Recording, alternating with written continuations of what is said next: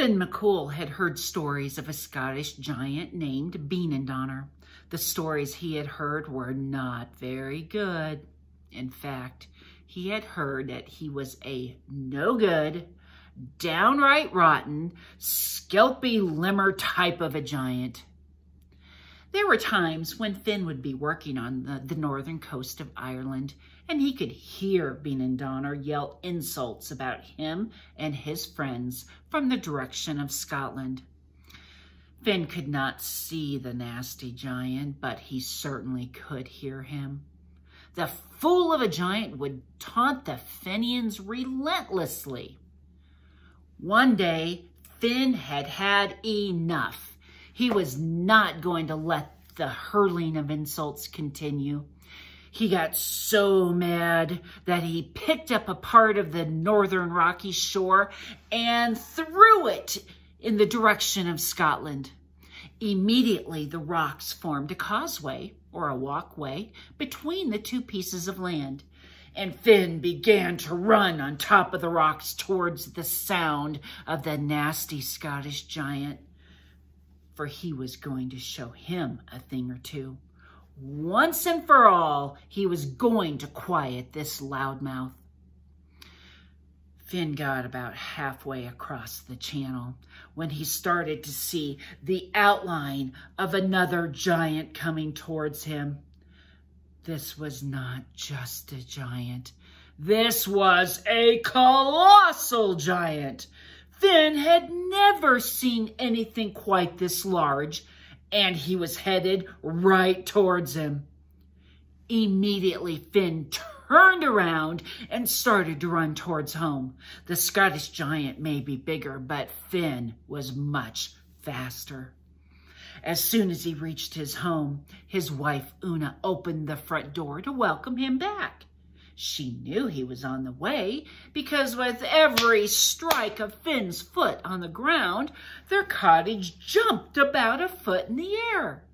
She welcomed him with a playful pinch on his cheek. "Oh, you darling bully," she cried. "Welcome home." Quickly, she could see that Finn was very concerned. He explained that Benandonner was on his way, but he didn't know what to do. "What does your thumb tell you to do?" asked Una. And one quick tug on his thumb told him that the Scottish giant was not that smart and he would be easy to outwit. So, Una set into motion the most ridiculous of plans. "Chin up, Buttercup. You can count on me. Do everything that I ask, and it will all turn out for the best." Well, Finn trusted Una more than anybody else. Besides being a very smart giant, she also had a very special connection with the fairy folk. And we all know how important it is to be kind to the fairies. So, Finn did not question Una when she dressed him up in baby clothes, put him in their baby crib, and stuck a pacifier into his mouth. She told him not to make a sound and to trust her. Immediately, there was a bang on the door so hard that the entire cottage lifted off the ground 10 feet.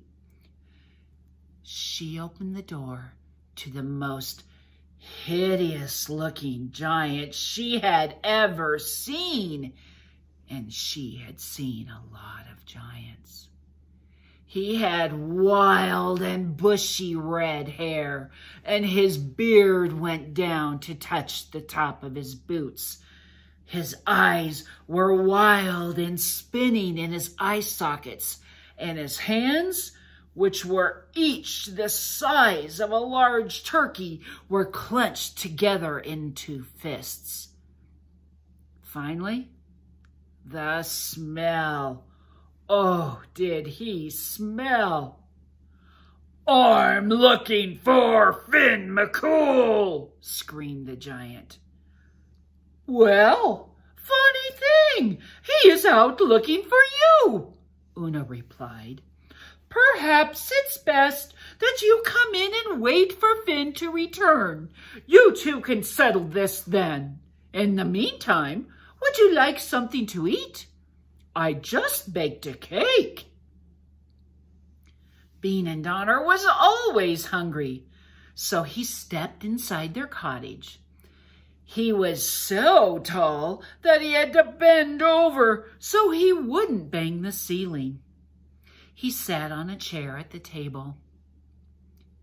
Meanwhile, Finn caught a glimpse of the Scottish giant and began to grow nervous in the crib. Una's back was to the giant, and while she was cutting some cake, she secretly hid the iron griddle in the middle of Benandonner's piece. His piece of cake was so large it was easy to do. She also cut a smaller piece of cake for the baby. She turned around and placed the serving of cake on the table in front of the Scottish giant. And he took a huge bite. Crack! Those were my best teeth, he growled, and in his hand lay 2 disgusting and hairy teeth. Don't be ridiculous.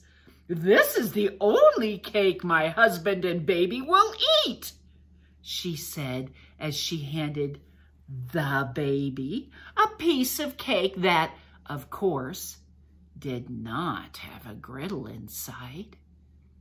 Finn, the baby, quickly ate the cake and finished with a happy burp. Benandonner could not believe what he had just seen and started to look worried.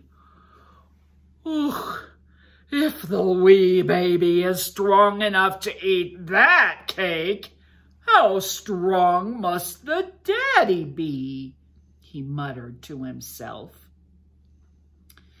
The Scottish giant quickly decided that based on what he saw, he would probably not win in a battle with Finn.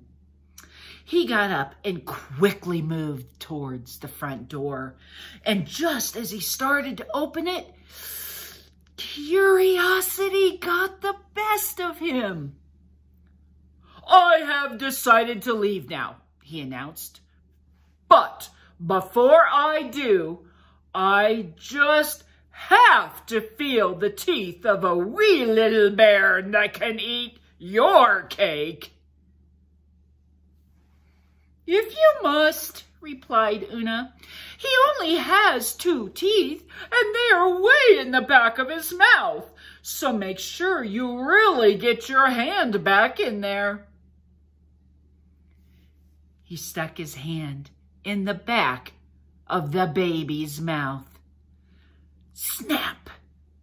When he pulled out his hand, he was missing a finger.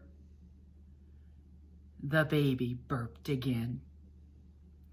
Benandonner ran as fast as he could back to his home country of Scotland, and as he crossed the newly formed causeway, he started to tear it up as he ran along in hopes of making sure that Finn McCool could never, ever reach him.